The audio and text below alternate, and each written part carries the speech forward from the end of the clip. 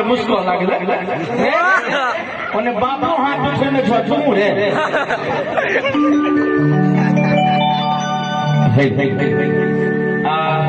भारतेंदु जी एगो छिट्टा एगो तौला एगो झाड़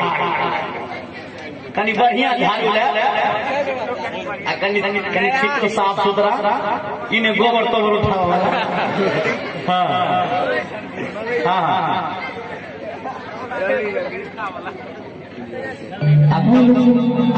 अब तौला केखा वाला नहीं ले चल चल चल हम सीधा यादव अहाँ सबके प्रणाम करै छी गोर लागै छी तो हमरा से एक सुंदर सा भजन सुनू और जो नीक लगा तो जोर से ताली जरूर बजाए बोलिए हरी है बेटवा मैया माला रे महला यार तो भैया यहाँ से ताली बजेबे ना महला यार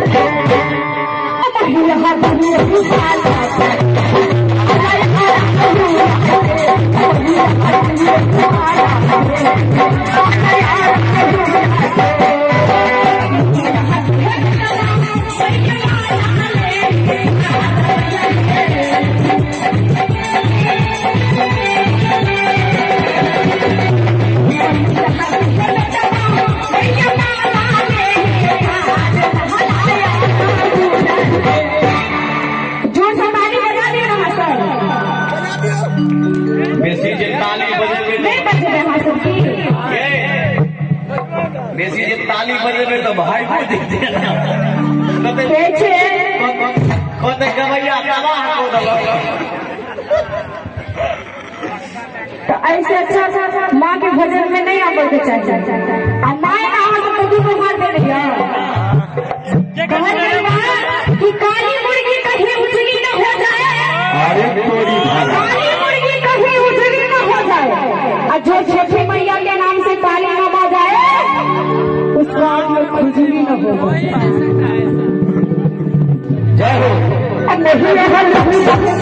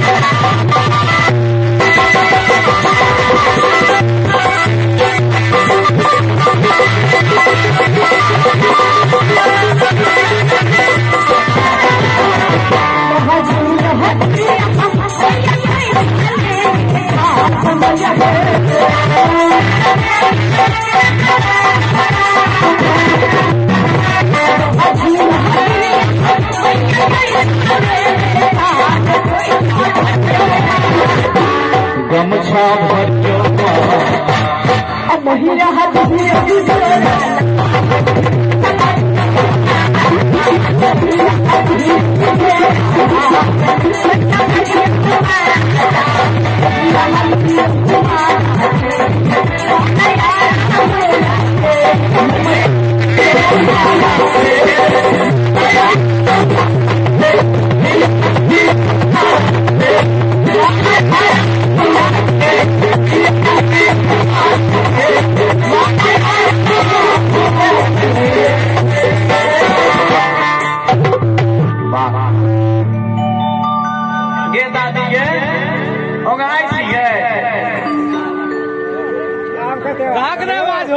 होंगे भी तो हम ना लागू आप दादी लग गई की आई दादा का नहीं रह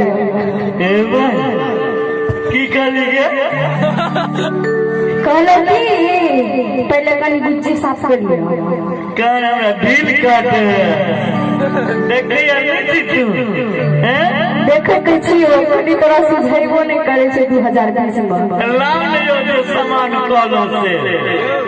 लाव लगरा बढ़िया होई थी ससाई देवो के रूप में आया थोड़ा छेड़ देबो की काल जहिना तोरा हरे लियो हां तहिना आई हरे वो सुन पहले गा पहले बोले बाबा डिहबार की जय एगो पत्नी अपना पति से कहा दिया था